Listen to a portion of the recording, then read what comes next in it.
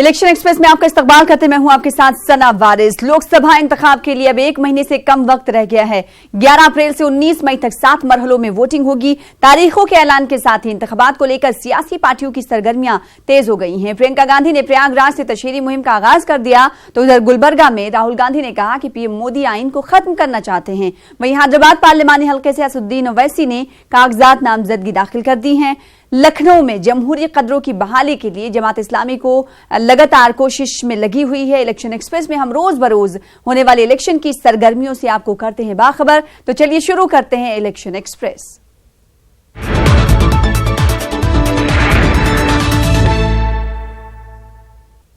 प्रयागराज के मनिया घाट से प्रियंका गांधी ने तशहीरी मुहिम का आगाज किया। प्रयागराज पहुंचकर प्रियंका गांधी ने एक जज्बाती ट्वीट भी किया। एक तस्वीर के जरिए प्रियंका ने बचपन के दिनों और दादी अनजान इंदिरा गांधी के साथ गुजारे बचपन के पलों को याद किया। प्रियंका कहती हैं कि दादी सुलाते वक्त मुझे जॉन ऑफ आर्क की कहानी सुनाया करती थी। उनके अल्फाज आज भी जहन में बसे हुए हैं। दादी कहती थी, निडर बनो, सब अच्छा होगा। कांग्रेस की सरकार आप लाएंगे तो एक जागरूक सरकार लाएंगे और एक ऐसी सरकार लाएंगे जो आपके लिए काम करेगी। आपने देखा है मेरे भाई राहुल जी कुछ कहते हैं उसको करते हैं। मध्य प्रदेश में हमारी सरकार आई, 10 दिनों में किसानों के कर्ज से माफ हुए। राजस्थान में हमारी सरकार आई, 10 दिनों में सरकार ने किसानों के कर्ज माफ किए। तो मैं आपसे यही आग्रह करना चाहती हूँ, मेरे भाई मेरे बहन, यही आग्रह करना चाहती हूँ कि आप सोच समझ के वोट करिए इस चुनाव में। कांग्रेस को विजयी बनाइए ताकि आपकी समस्याओं पर गौर किया जाए और उनका हल किया जाए। उधर कर्नाटक के गुलबर्गा में अवामी रैली से राहुल गांधी ने खिताब किया। राहुल ने पीएम को सख्त तनकीद का निशाना बनाया। राहुल गांधी ने कहा कि पीएम मोदी आइन को खत्म करना चाहते हैं। वो चाहते हैं कि मुल्क में नफरत का माहौल हो और एक ही शख्स की हुक्मरानी कायम रहे। चौकीदार चोरी करते हुए पकड़ा गया और जैसे ही चौकीदार चोरी करते हुए पकड़ा गया, चौकीदार कहता है पूरा हिंदुस्तान चौकीदार, पूरा हिंदुस्तान चौकीदार। मगर पकड़े जाने से पहले पूरा हिंदुस्तान चौकीदार नहीं था। पकड़े जाने से पहले सिर्फ नरेंद्र मोदी चौकीदार था, है ना भाई और बहनों। चोर पकड़ा गया, पूरा देश जानता है। देखो, पूरा देश जानता है कि चौकीदार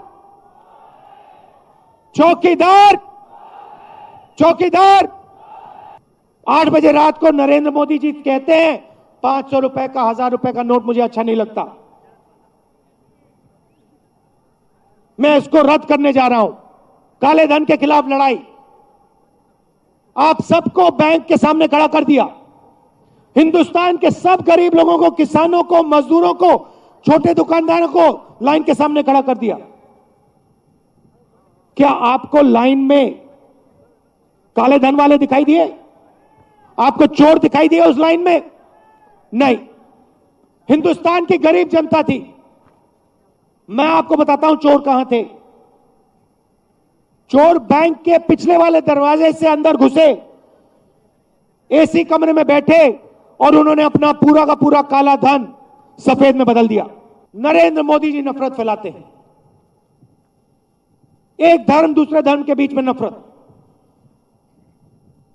दलितों को मारा जाता है, पीटा जाता है, रोहित वेमुला जैसे युवाओं को कुचला जाता है और इनका लक्ष्य कॉन्स्टिट्यूशन को रद्द करना। नरेंद्र मोदी दिल में चाहते हैं, जैसे उन्होंने नोटबंदी में 500 रुपए और 1000 रुपए का नोट खत्म किया, वैसे नरेंद्र मोदी जी हिंदुस्तान के कॉन्स्टिट्यूशन को खत्म करना चाहते हैं।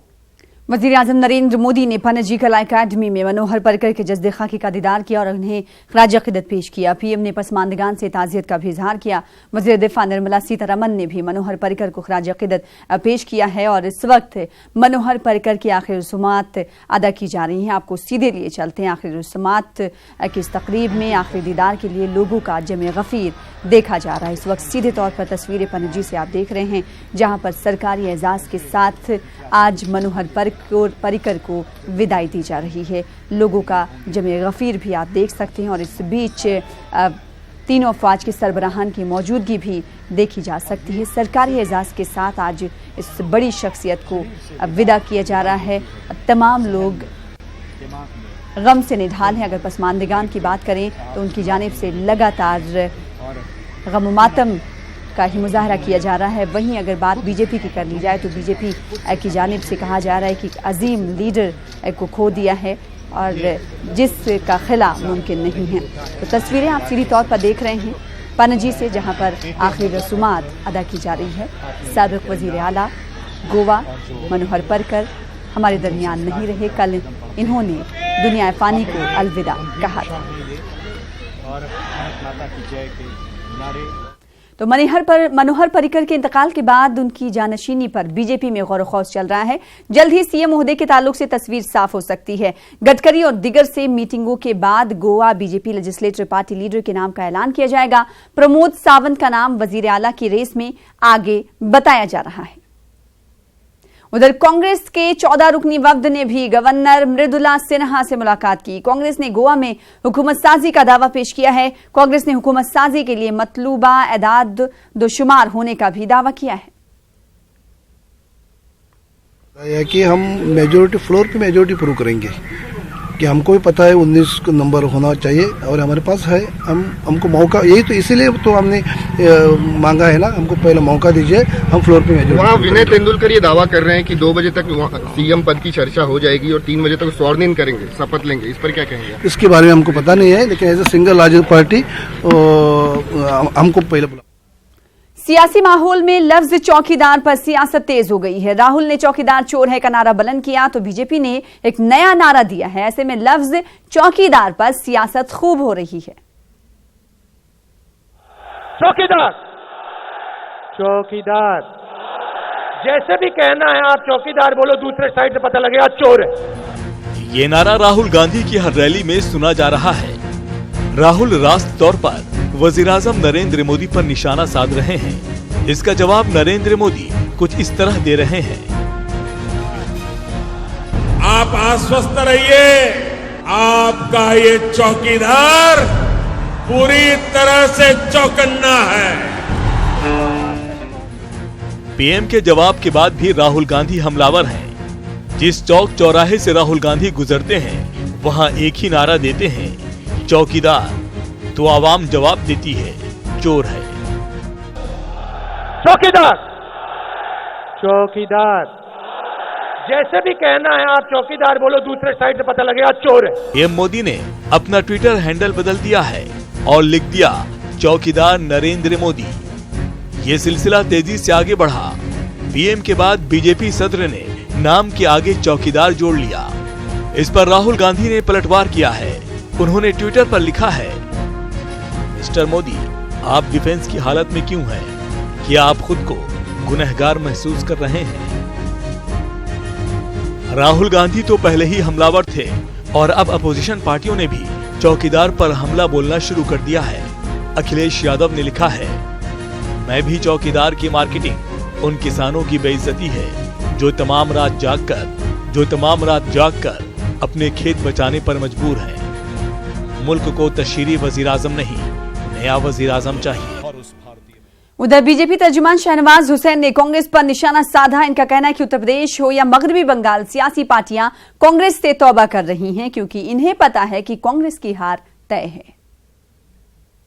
राष्ट्रीय प्रवक्ता शहनवाज हुसैन, सर पूरे देश में एक महागठबंधन की बात कही जा रही थी, लेकिन अब हर राज्य में कांग्रेस से दूसरी पार्टियां तौबा तौबा कह रही है। क्या वजह है कि कांग्रेस से कर रहे हैं सब लोग तौबा? गठबंधन के साथियों की इज्जत करनी चाहिए कांग्रेस को। अपने लोगों का ध्यान रखना चाहिए। लेकिन दुश्वारी ये है कि कांग्रेस किसी भी राज्य में ठीक से गठबंधन भी नहीं कर पा रही। विपक्ष में रहकर भी कांग्रेस अभी अपने आप को पुरानी सत्ता वाली पार्टी मानती है।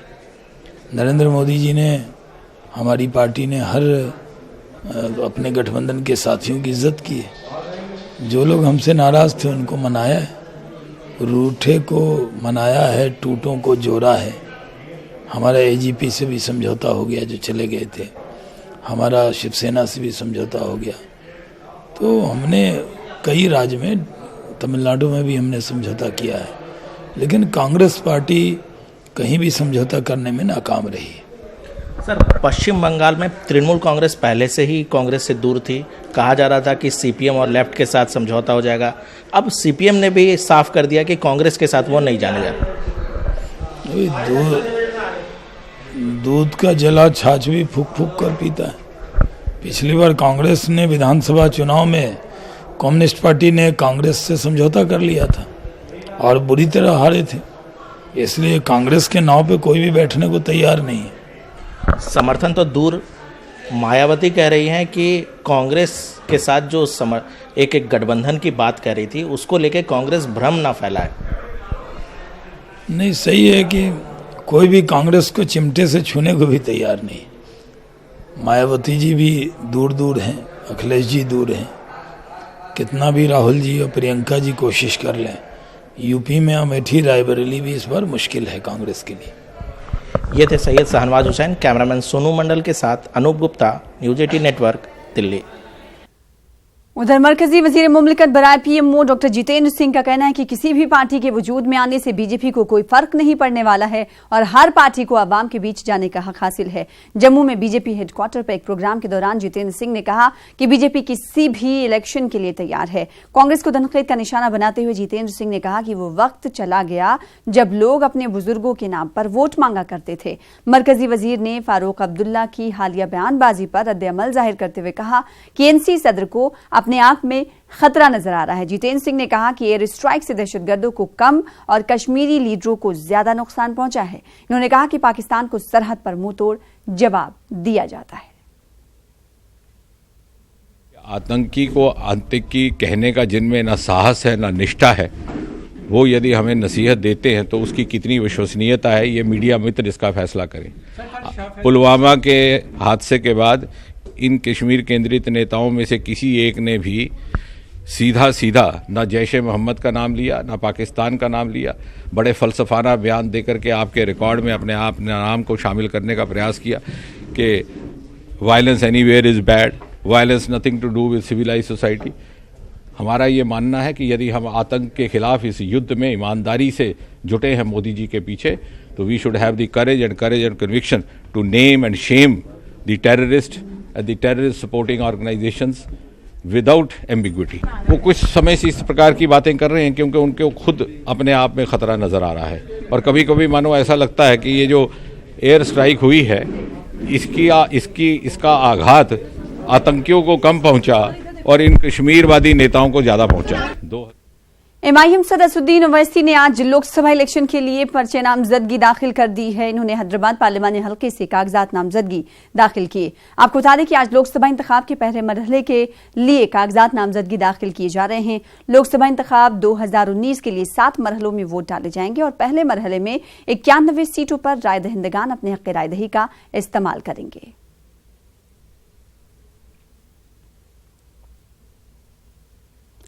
यूपी में सियासी सरगर्मियां उरूज पर हैं। इत्तेहाद में शामिल बीजेपी पैर पसारने में लगी हुई है। कैसे, देखिए इस रिपोर्ट में। यूपी में सियासी सरगर्मियां उरूज पर। मायावती का बीजेपी के लिए सॉफ्ट कॉर्नर क्यों? इत्तेहाद में शामिल बीएसपी पैर पसारने में लगी। इंतखाबात का ऐलान हो गया है, लेकिन घर की लड़ाई अभी तक बरकरार है। मुलायम सिंह यादव ने अखिलेश यादव से अपनी छोटी बहू अपर्णा यादव के लिए सिफारिश की, लेकिन संभल से उम्मीदवार बनाने पर मुहर नहीं लगी। मुझे जानकारी नहीं, मुझे केवल ये जानकारी है कि राष्ट्रीय अध्यक्ष जी ने 4 सीटें अभी घोषित की हैं, जिसमें संभल है। और मुझको लगता है कि कौन कहाँ से चुनाव लड़ेगा ये पार्टी नेतृत्व तय करता है। और जहाँ तक नेताजी जिसको भी कह देंगे, जहाँ से कह देंगे, अध्यक्ष जी करेंगे, लेकिन ये बातें कहाँ से आ रही हैं ये बात अभी तक समझ में नहीं आई। ये तो रही घर की बात जो कि सुलझने का नाम नहीं ले रही है। उधर इत्तेहाद में शामिल मायावती अपने पैर पसारने में लगी हुई हैं। यूपी में इत्तेहाद करने के बाद अब साउथ में कांग्रेस और बीजेपी मुखालिफ दलों के साथ इत्तेहाद कर लिया है। बहुजन समाज पार्टी और जन सेना पार्टी और कुछ कम्युनिस्ट पार्टी, तो हम लोग मिलकर तो वहाँ पर पार्लियामेंट और असेंबली का आंध्र प्रदेश में और तेलंगाना में भी हम लोग मिलकर चुनाव लड़ेंगे। मायावती जिस तरह से कांग्रेस के सीने पर वार करती हैं, उससे जख्मी कांग्रेस ने सवाल किया है कि मायावती का बीजेपी के ताल्लुक सॉफ्ट कॉर्नर क्यों है। बीजेपी के खिलाफ आप नहीं बोलती, देश के लोग इस बात को अच्छी तरह समझते हैं। मायावती ये बात बखूबी समझती है कि दिल्ली को अगर धमक दिखानी है तो दीगर रियासतों में भी अपनी पकड़ मजबूत करनी होगी। मायावती ने कारकुनान को हुक्म दिया है कि मुलायम सिंह पर खास तवज्जो दी जाए ताकि होर्डिंग में लगे मुलायम और काशीराम की तस्वीरों से पैगाम दिया जा सके कि एसपी और बीएसपी का इत्तेहाद मजबूत है। होर्डिंग में मुलायम सिंह और काशीराम की होंगी तस्वीरें। मायावती ने लगाई होर्डिंग के नमूनों पर मुहर। आवाम को अपनी तरफ खींचने के लिए तमाम तरीके अपनाए जा रहे हैं, लेकिन रिजल्ट क्या होगा, किसके साथ लोग जाएंगे और किसके खिलाफ होंगे, ये तो आवाम को ही तय करना है। Bureau report, news 18 Urdu. BSP chief Mayawati ने कांग्रेस पर सख्त हमला किया है। मायावती का कहना है कि बीएसपी और एसपी इत्तेहाद के लिए 7 सीटें छोड़कर कांग्रेस इत्तेहाद का तासुर न फैलाए। इन्होंने कहा कि बीजेपी को रियासत में शिकस्त देने के लिए समाजवादी पार्टी बीएसपी इत्तेहाद काफी है। मायावती ने कहा कि कांग्रेस सभी 80 सीटों पर चुनाव लड़ने के लिए आजाद है। इन्होंने साफ कर दिया कि कांग्रेस से इन पार्टी का कोई तालमेल नहीं है। उधर कांग्रेस पर मायावती के हमले के बाद यूपी के नायब वजीर आला केशव प्रसाद मौर्य ने क्या कुछ कहा, ये सुनते हैं। कांग्रेस ये अलग अलग नहीं है, इनका आपसी तालमेल अंदर से बना हुआ है। कांग्रेस ने उनके लिए 7 सीटें अपने सुविधा अनुसार छोड़ दी और गठबंधन ने रायबरेली और अमेठी कांग्रेस की सुविधा के अनुसार छोड़ दी। दोनों दलों को यह पता है लगभग पूरी तरीके से, तीनों दलों को, कि यह 9 सीटें ऐसी है जहां थोड़ा बहुत लड़ पाएंगे। बाकी जो 71 सीटें हैं इनके ध्यान में जो आती हैं वो बीजेपी एक तरफा विजय की ओर बढ़ रही है। उधर बिहार में अजीम इत्तेहाद में सीटों की तकसीम पर बात नहीं बन पा रही है। जितनी ज्यादा मीटिंग्स हो रही हैं, बात उलझती जा रही है। इत्तेहाद में नहीं बन पा रही है बात, नहीं हल हो रहा है सीटों का मामला। तेजस्वी के ट्वीट ने बढ़ाई मुश्किल। जी हां, बिहार में अजीम इत्तेहाद में सीटों की तकसीम पर बात नहीं बन पा रही है। जितनी मीटिंग हो रही है, बात उतनी ही उलझती जा रही है। तेजस्वी यादव के ट्वीट से तो अजीम इत्तेहाद में और भी कड़वाहट आ गई है। बताया जा रहा है कि तेजस्वी के ट्वीट से कांग्रेस आला कमान नाराज है। अब नाराज हो भी क्यों ना, तेजस्वी यादव ने बगैर नाम लिए कांग्रेस पर इतना बड़ा हमला जो बोल दिया। आइन और मुल्क को खतरा लाहिक है। अगर इस बार अपोजिशन से कोई गलती हुई तो फिर मुल्क में आम इंतखाबात होंगे या नहीं, कोई नहीं जानता। अगर अपनी कुछ सीटें बढ़ाने के लिए जिद नहीं छोड़ी गई तो आइन पर यकीन रखने वाले लोग माफ नहीं करेंगे। अजीम इत्तेहाद में बिगड़ते हालात का अंदाजा इसी बात से लगाया जा सकता है कि आरएलएसपी सदर उपेंद्र कुशवाहा दिल्ली से पटना आए, लेकिन पटना एयरपोर्ट से ही वापस दिल्ली लौट गए। मालूम हुआ कि बुलावा आया है। अगरचे कुशवाहा 1-2 दिन में सब कुछ ठीक होने की बात कह रहे हो, लेकिन चेहरा कुछ और ही बयां कर रहा है। लगभग बात पूरी हो चुकी है। अब 1-2 दिन के अंदर आप सब लोगों को जानकारी दे दी जाएगी। बहुत कठिनाई नहीं है, बातचीत में थोड़ा समय लगता है, इसके चलते विलम्ब हुआ है, लेकिन हो जाएगा। 1 से 2 दिन में हो जाएगा। अरे तेजस्वी से पूछ लीजिए कब तेजस्वी करेंगे, लेकिन अब 1 से 2 दिन में हो जाएगा। अभी क्या कुछ दिल्ली जा रहे हैं, क्या कुछ वहाँ पे कुछ बैठक है, क्या है? बैठक का सिलसिला तो चलेगा ही जब तक डिसीजन न हो जाए। लोकसभा इंतखाब करीब है। और अजीम इत्तेहाद के लीडर अभी ट्वीट पर ही चहचहा रहे हैं। ऐसे में सवाल उठता है कि जब घर में इत्तेफाक राय नहीं बन पा रही है तो एनडीए से अजीम इत्तेहाद कितनी मजबूती से टक्कर ले पाएगा। Bureau report, news 18 Urdu.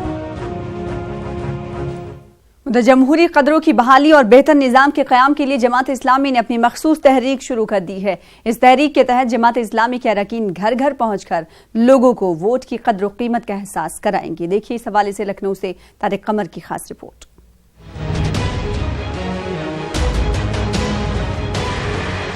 कई दूसरे मिल्ली, समाजी और सियासी जमातों की तरह जमात इस्लामी ने भी इलेक्शन में भरपूर किरदार अदा करने के लिए अपने अरकान को मैदान में उतार दिया है।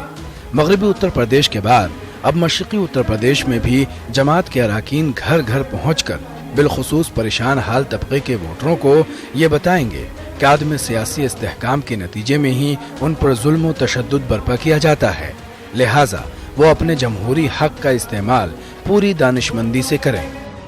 आज का जो प्रोग्राम हमने यहाँ पर रखा है उसके पीछे मकसद ये है कि 2019 का जो लोकसभा का इलेक्शन है उस इलेक्शन में जमात ने जो कोशिशें की हैं उनका तारुफ भी कराना और साथ ही साथ हमने एक अवामी मंसूर भी शाया किया है, उससे लोगों को अवगत कराना, वाकिफ़ कराना, ये हमारी कोशिश है। आप जानते हैं कि लोकतांत्रिक देश के अंदर चुनाव की बड़ी अहमियत होती है और वोटरों को जागरूक करने का जमात ने काम कर लिया है।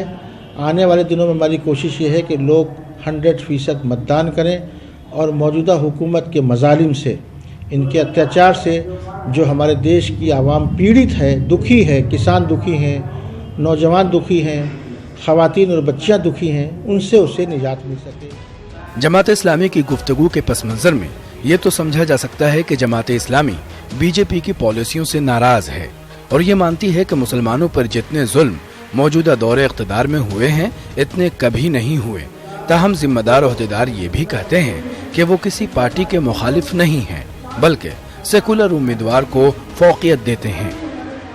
जमात इस्लामी इस बात को तय करेगी कि 2019 में दिल्ली की सरकार कैसी होगी, जो लोगों के हित में काम करेगी। ऐसी सरकार हम बनाने की कोशिश करते रहेंगे जो सारे लोगों के साथ और सेकुलर डेमोक्रेटिक सेटअप पर रिपब्लिक हिंदुस्तान की दस्तूर के लिहाज से वो काम करेगी। हालांकि जमात एक सरगर्म लोगों का ग्रुप है जो हिंदुस्तान के आईन कानून और जमहूर में यकीन रखता है। एक मखसूस तबके पर जमात की अपील का असर भी होता है। गुज़िश्ता इलेक्शन में जमात कोई बहुत बड़ा कारनामा अंजाम नहीं दे सकी थी, ताहम इस बार नए हौसले और जोशो खरोश के साथ जमात इस्लामी के मर्द व ख़वातीन अरकान सियासी निज़ाम की बेहतरी के लिए हर मुमकिन कोशिश करना चाहते हैं। न्यूज़ 18 उर्दू के लिए लखनऊ से तारिक कमर की रिपोर्ट। कर्नाटक कांग्रेस प्रदेश कमेटी के कारगुजार सदर ईश्वर का कहना है कि टिकटों की तकसीम में अक़लियतों को भी मुनासिब नुमाइंदगी दी जाएगी। ईश्वर से हमारे नुमाइंदे जवाद मीर ने बातचीत की। जेडीएस और कांग्रेस के दरमियान इत्तेहाद हो चुका है, सीट शेयरिंग मुकम्मल हो चुकी है। 20 सीट पर कांग्रेस लड़ेगी, 8 सीट जेडीएस लड़ेगी, मगर कुछ सीटों पर इख्तलाफ वगैरह है। कांग्रेस खेमे में कुछ बेचैनी देखी जाए। सर कब तक होगा कांग्रेस के जो 20 उम्मीदवारों का ऐलान कब तक होगा, फाइनलिस्ट कब जारी होगा? शेयरिंग हुआ है, 20 सीट पे हम लड़ रहे हैं, 8 सीट पे वो लड़ रहे हैं। सर देखा जा रहा है कि जो सीटों पे शेयरिंग हुई है, कुछ सीटों पर जो है कांग्रेस के खुद जो है बगावत के तेवर नजर आ रहे हैं। कुछ सीट जेडीएस को देने की वजह से जो कांग्रेस के लोकल कारकुन है वो नाराज नजर आ रहे हैं, प्रोटेस्ट कर रहे हैं।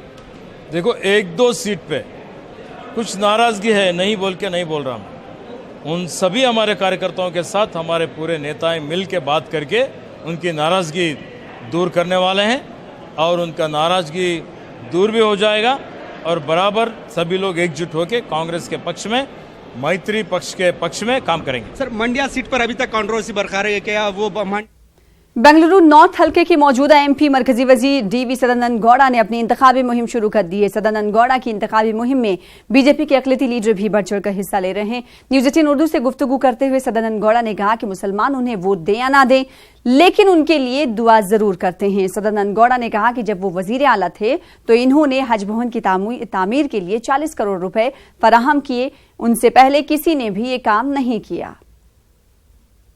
Is allegations that you have neglected the minorities dominated areas. You have not visited Pulkeshi Nagar. You have not visited the Yashwantpur areas where the minorities are in number. I would like to tell you. I would like to tell you one thing, sir. Since last 60 years, there was no Hajj Bhavan in Karnataka.